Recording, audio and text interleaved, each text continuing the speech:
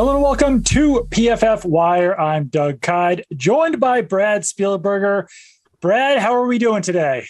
I'm doing great. I'm in the HQ. I don't know if you can see the stuff behind me, but I'm in Cincinnati at the office. So doing great.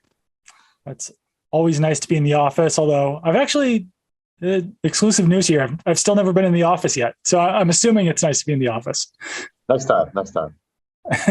Well, there's lots to get to. This has been an absolutely insane last 2 days in the NFL, with cut downs happening on Tuesday, waiver claims on Wednesday, trades all over the place. So let's get into the latest, biggest trade, and that's Jalen Reagor being traded from the Philadelphia Eagles to the Minnesota Vikings for a conditional 4th-round pick and a 7th-round pick. This seems somewhat inevitable that this was eventually going to happen, but Brad, what is your initial take on this trade? Yeah, it is pretty funny that in the last couple of weeks, the Eagles have now traded J.J. Arcega-Whiteside to the Seattle Seahawks, who, of course, took DK Metcalf a few picks later, and now trading Jalen Reagor to the Minnesota Vikings, who, of course, took Justin Jefferson the pick before. But, I think it makes sense for both parties. I think it is a good job by Philadelphia to get a potential 4th-round pick. Sounds like, per Adam Schefter, he'll need to hit some certain statistical benchmarks to make it a 4th instead of a 5th. But they were thin. BC Johnson tore his ACL there. They just waived Amir Smith-Marset, their 5th-round pick from last year out of Iowa. So Reagor looks like their wide receiver 4. Adam Thielen's getting a little bit up there in age, has had some nagging hamstring, stuff like that. So he's a good option as a depth wide receiver, and Philadelphia gets something in return. Yeah, I was impressed with the haul that the Eagles got, getting a potential 4th-round pick plus a 7th-round pick. But I also think this is a good change of scenery for Jalen Reagor. I mean, he's struggled in the first 2 years of his NFL career. If guys, PFF grades up right here. Last year, 56.3. In 2020, 64.0. But getting into that Kevin O'Connell system, I know that it sounds like he'll probably start out as their 4th wide receiver, but given the talent that he has, given the pedigree they came in the NFL with, it wouldn't be surprising at least to get him, into 3rd wide receiver snaps, get him involved in the offense. I know it's kind of a last minute thing here to get him involved in the offense right before the season starts, but I like this landing spot if Jalen Reagor was going to be traded. I think that another interesting element of this, and we'll get into some of the other big news soon here, is that it seems like it's easy to draft wide receivers based on all of the talent that's been coming out over the last few years. It seems like everyone's grabbing these top tier wide receivers. Trades like this, trades like the J.J. Arcega-Whiteside, trades like N'Keal Harry, it's not always that easy to find wide receivers. So there are still some misses in there. But what does it say to you, I guess, about the Eagles scouting, whatever's going on there, that they did miss on a couple of these wide receivers? Yeah, it's interesting how some clubs seem to do better at certain positions than others. I think the Patriots, you mentioned N'Keal Harry, they obviously get a lot of flack for their wide receiver drafting history, and Philadelphia certainly falls into that category as well with both of those guys. And then on the other end of the spectrum, they seem to do well in the trenches, and especially with, late round tackles like a Jordan Mailata and certain players they do hit on. So, yeah, it is. It's interesting how it seems to work out that way. It probably is random, but at a certain point, maybe there is something to it. I remember that year, the conversation was that Jefferson was viewed as a guy who probably couldn't win on the outside. Remember, he played a lot in the slot with Jamar Chase and a little bit of Terrace Marshall on the outside. And that obviously it does not prove to be the case whatsoever. But last point, you mentioned Kevin O'Connell. I think we're going to see a lot of, end arounds, jet sweeps, a lot of stuff to get Jalen Reagor moving before the ball is even snapped. And I think it's probably one of the better ways to use his skill set going forward. I'm honestly just kind of excited to see all those pieces in that style of offense. I think it's going to be a very big year for Justin Jefferson, and over under for the Vikings right now, 9.5 wins. I think that's probably a lot higher than a lot of people might expect, but it's a weak NFC. Let's rewind a little bit. Eagles acquired CJ Gardner-Johnson from the New Orleans Saints for a very similar draft haul. If you were listening to Monday's show, you would have known that this was a possibility. I mentioned that the New Orleans Saints were potentially shopping CJ Gardner-Johnson, that he was viewed around the league as a potential trade candidate. Everyone said it was shocking when the trade was pulled off, and I was sitting there thinking, well, not if you were listening to PFF Wire on Monday, but enough patting myself on the back here. The Eagles essentially recouped what they gave up for CJ Gardner-Johnson by trading away Jalen Reagor. And I think that anyone around the league would have easily taken CJ Gardner-Johnson for Jalen Reagor in a straight up 1-for-1 swap. 110%. Yeah. And Reagor has 2 years remaining for about $4 million. They bring in CJ Gardner-Johnson with 1 year left. According to Jeff Duncan of the Times Picayune, the New Orleans Saints and Chauncey Gardner-Johnson's camp are about $4 million per year apart, which, as you and I know, look, some negotiations may start there, but for us to be in late August, almost September, and you're still $4 million per year apart. And like I said, I would guess he was maybe asking for $11, $12 million a season. New Orleans maybe closer to $7, $8, $9 million per year. Viewing him as a bit of a slot cornerback. Is he a safety? Is a hybrid between those two positions? But yeah, like you said, you deserve the pat on the back. That was a great call on your end. And it is. That is what Philadelphia does. The wheeling and dealing there, one of the more active trade teams, and they basically did it 1-for-1 swap with those two players. It's a massive addition to their secondary. Him and Marcus Epps now can be their safeties on the back end. They obviously signed James Bradbury in free agency. That team on paper is starting to look really good. Yeah, because the safety was still one of the biggest needs on the Eagles roster. About a month or two ago, I was putting out a piece on one more move that each team should make.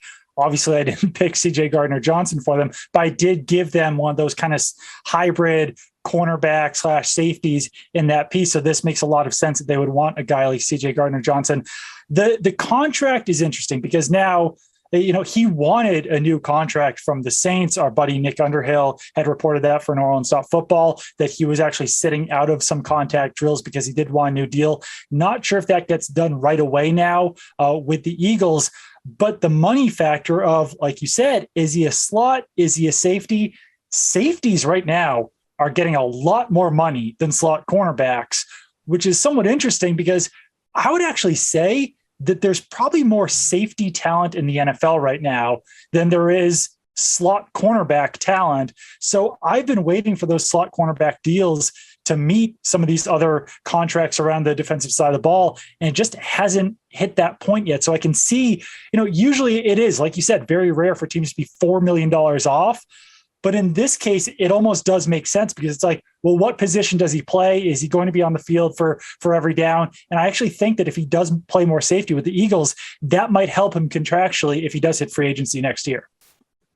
Yeah, it's a great call. It's two markets actually moving in opposite directions. I mean, Justin Coleman at slot corner signed a deal for $9 million per year with the Detroit Lions back in 2020 or maybe 2019, And now the top guys like Avonte Maddox, actually with the Philadelphia Eagles, are making about $8 or $8.5 million per year, whereas safety with guys like Derwin James and obviously Minkah Fitzpatrick this offseason now above $18 to $19 million per year. So you mentioned the deal did not get done. The Eagles love to get deals done early. Obviously, the A.J. Brown trade, the extension was a part of that trade. That does not happen here. And I do think, it was reported that the Eagles, they tried out Chauncey Gardner-Johnson during the pre-draft process. They made him work out as a safety. So that's what they view him as, and it should help his market. Maybe he wants to play and say, look, I'm not going to take a discount deal. I'm going to prove to you I'm worth this. And Philadelphia probably isn't so worried to say, we give him a 5th-round pick. We're not going to, if we do lose him in free agency after one season, it's not really the end of the world. And maybe they get a comp pick in that fifth-round pick range anyways.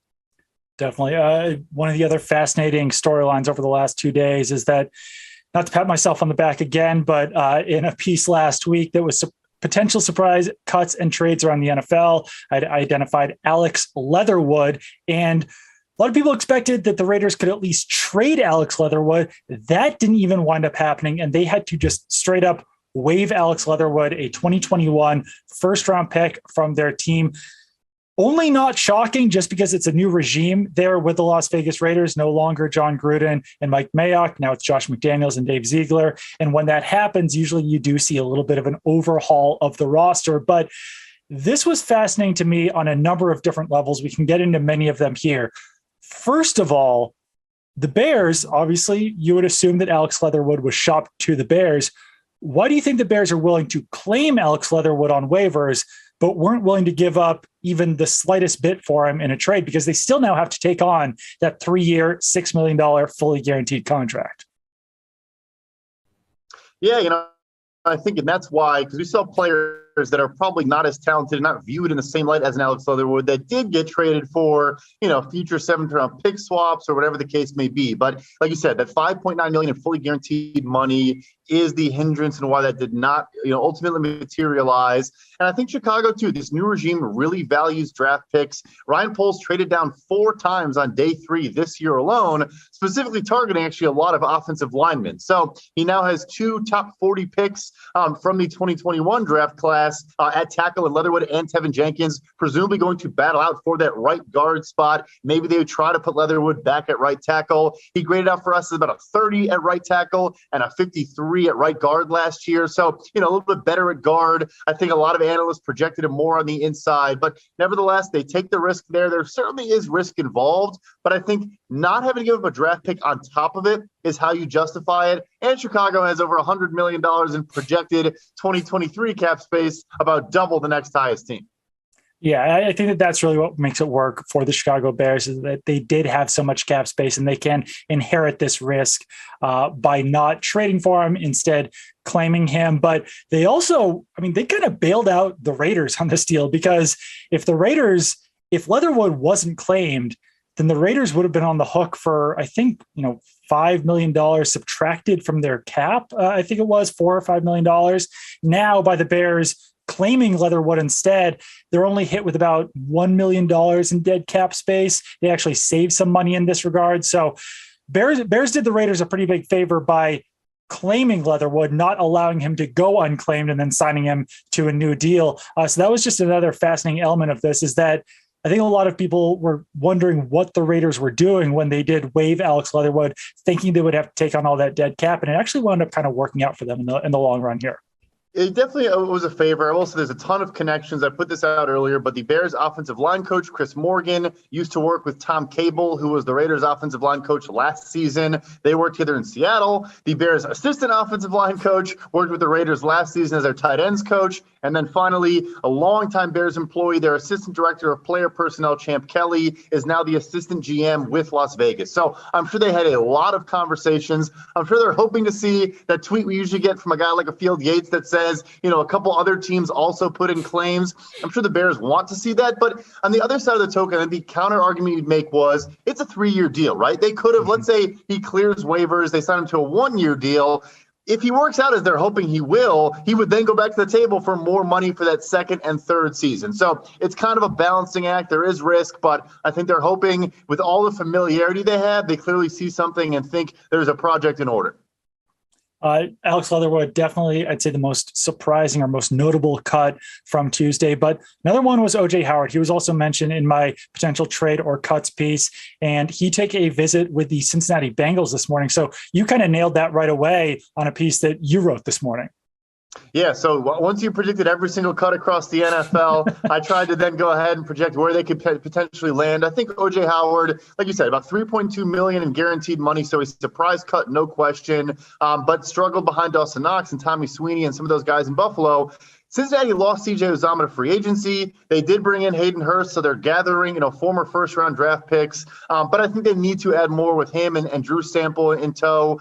They claimed Devin Asiasi, the former New England Patriots third-round pick, on waivers today. And I think O.J. Howard, after a nice steak at Jeff Ruby's tonight, hopefully I'm there as well, will eventually become a Cincinnati Bengal in the near future. Yeah, you got a task at hand tonight to try to lock down that signing. Just search around Cincinnati for O.J. Howard. I don't think it'll be too difficult to find. But let's talk about some other surprise cuts. I'd say I put Sony Michel in that mix as well. He was not the running back that I was expecting to get released from the Miami Dolphins.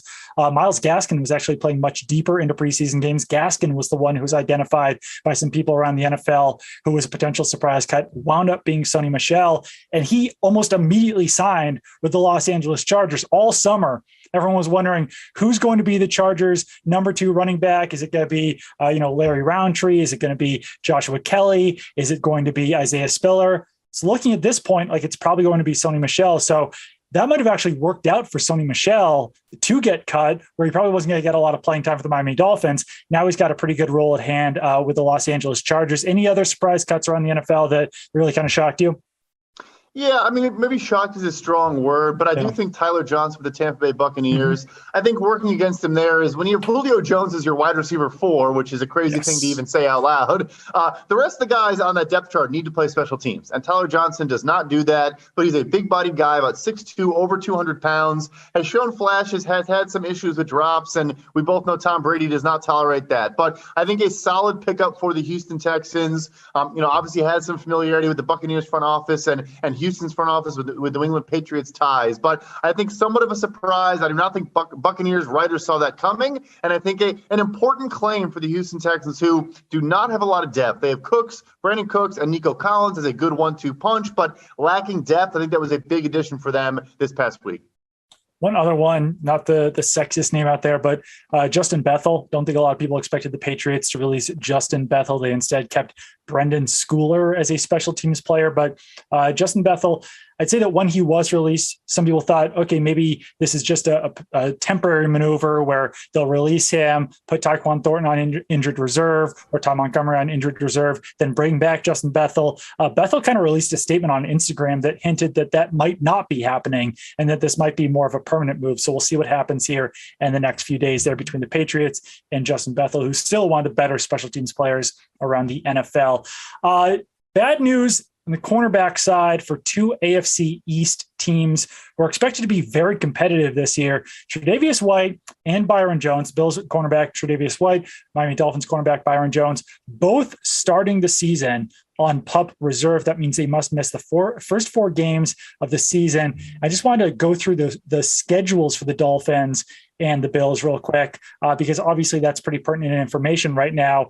Dolphins still clearly have Xavier Howard as their top cornerback, but it's pretty much anyone's guess now who's going to fill in for Byron Jones while he's on the PUP list. They had some injuries, some guys who really weren't performing very well. So if you got the Patriots in week 1, that shouldn't be too difficult just because the Patriots don't have that top tier number 1 wide receiver. Ravens in week 2, kind of luck out again. They go up against Rashawn Bateman, but Xavier Howard could probably handle him pretty well. Then they go up against the Bills. That's going to be a pretty big issue for the Dolphins since they'll have to take on Stephon Diggs and Gabe Davis. And then the Bengals in week 4, another major issue for the Dolphins because they've got Jamar Chase and T. Higgins and Tyler Boyd and all of those guys to deal with. So before we get into the Bills, what do you think about that Dolphins schedule to start off without them having Byron Jones in the mix?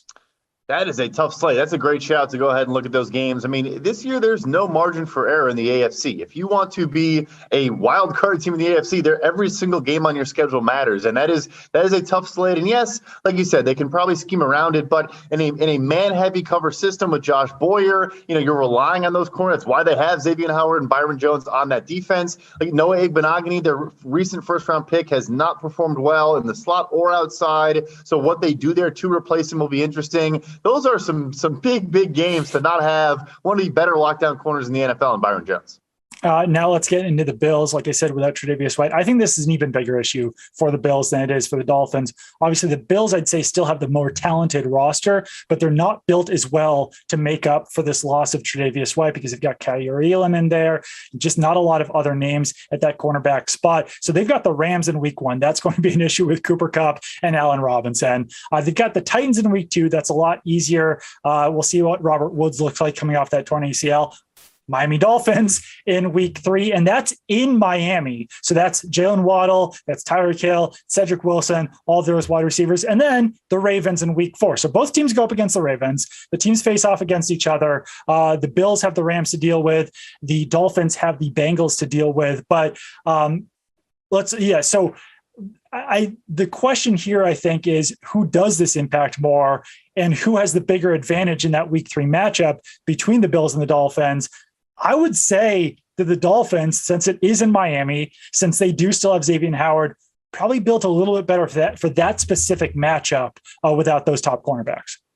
Yeah, I would agree with you. The Bills, like you said, Kaiir Elam's a first-round pick, but I think we need to really realize, especially at cornerback, it is tough in the first season to adjust to the NFL level. He was one of my favorite draft prospects out of Florida, but still, that guarantees you nothing in your first season. They do like Dane Jackson. Obviously, they played good defense without Trey White last year, but I think a big piece as well is safety Jordan Poyer, who was holding out for a contract for a stretch of this offseason, is also dealing with a lingering injury. It sounds like he wants to play and probably will play, but But if you're without Trey White, you have a rookie in Kyrie Lim as probably your number one corner, and your elite all-pro safety is maybe not 100%. I agree it's a bigger issue. And I will say this is a new show, but maybe start peppering in some gambling. I love the over in both of these teams' first games. The Bills and Rams is the first game of the entire season on Thursday. The line right now is around 52. I love the over in that game. And Patriots at Dolphins. I think it's at Dolphins. It's 45 and a half over under. I like the over in that game as well. Yeah, that's a good call. I like the over on both those games as well. Patriots traveling down to Miami, I think the Tuesday before that Sunday game to get themselves acclimated and adjusted to the Miami heat and humidity.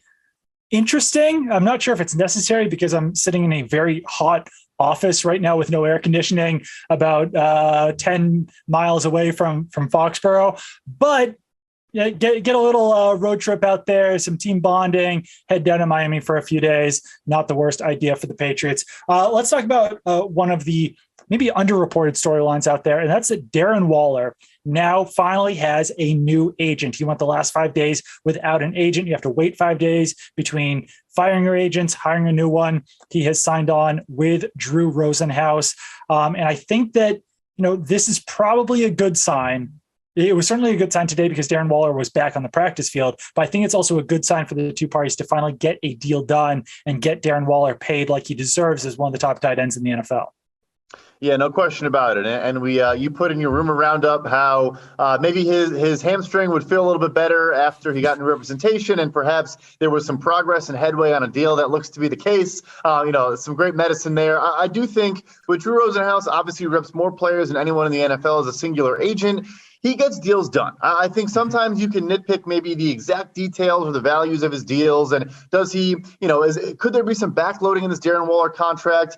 I mean, look, Travis Kelce's deal is remarkably backloaded as well. I think that will be the case. But at the end of the day, I think what Drew Rosenhaus does a very, very good job of, maybe better than any other representation in the NFL, is if a guy wants a deal to get done, he tends to get the deals done. So I think this is great news for the Las Vegas Raiders, great news for Raiders fans. I no longer think a trade is on the table in any way, shape, or form. I think they will find a way to make him the highest paid tight end and new money average per year. Whatever the structure is, we'll of course break it down as soon as we know. But I think this is a very positive development for both parties. Yeah, and they've obviously added some big names this offseason. They've signed guys to big contracts: Devontae Adams, Hunter Renfrow, Max Crosby, Chandler Jones. But they also have, I believe it's the most dead cap space or dead money in the NFL right now. I forgot who was tweeting it out, but they're like 28th in cap money on offense, 25th or something like that on defense. Like their dead cap takes up so much money right now that I do think that there's definitely some maneuvering around there to get the deal done and to get that big deal done for Darren Waller. And I would say that it's really important just because obviously they've got a really good 1-2 punch there in Devontae Adams and Hunter Renfrow. But in talking to some people around the NFL, people are concerned about that number 3 wide receiver spot with the Las Vegas Raiders right now. It looks like it's going to be Matt Collins, who is really more of a special teams player for the Miami Dolphins.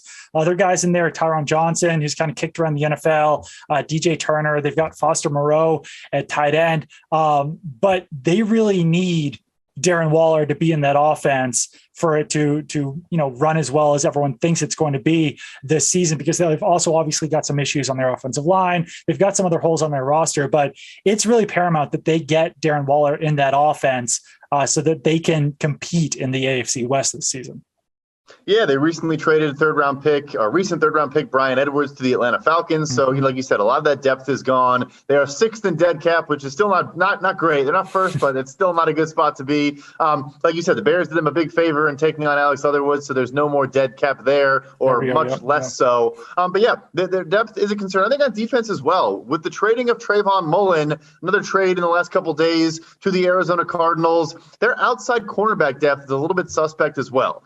They did acquire Rock Ya-Sin in the Yannick Ngakoue trade. They have Amik Robertson, a recent draft pick. But, outside of those guys, it's a pretty thin depth chart. That's kind of the gamble you play when you're paying Devontae Adams and Derek Carr and Max Crosby and Chandler Jones and so on and so forth, is that they're pretty top heavy. But, that's the model that teams, I guess, are comfortable following with the Rams and all that. But there is certainly some risk involved.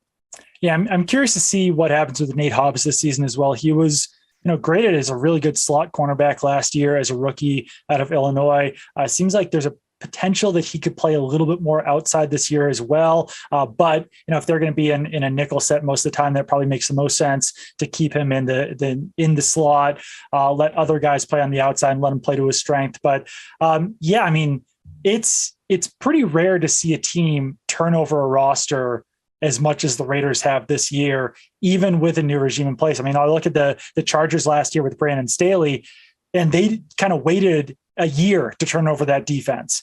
The Raiders are trying to do it kind of on the fly in their first year, and we'll just have to see how all of this goes. Obviously, a lot of talent on that team. But one other interesting note there was that they kept 5 running backs, none of whom were named Kenyon Drake. Who would have predicted that about a week ago? Yeah, that is quite the development. He obviously lands with the Baltimore Ravens, probably jumps Mike Davis in that depth chart potentially. But yeah, that is one position that are pretty deep. Rookie Zamir White is apparently looking very good in camp. Obviously, Josh Jacobs had his 5th-year option decline, but should be a very important player there. There were some interesting ones. The Green Bay Packers only had 2 running backs on their final roster as of right now. The positional allocations are pretty funky across the NFL on the first cutdowns. Yeah, it's important to note that these are initial rosters, and we kind of learned that today with the fact that the Bears claimed 6 players, or teams that claimed 4 players. There's a lot of maneuvering that goes on afterwards, but yeah, the Ravens kept 5 tight ends. The Commanders, I think, kept 5 tight ends.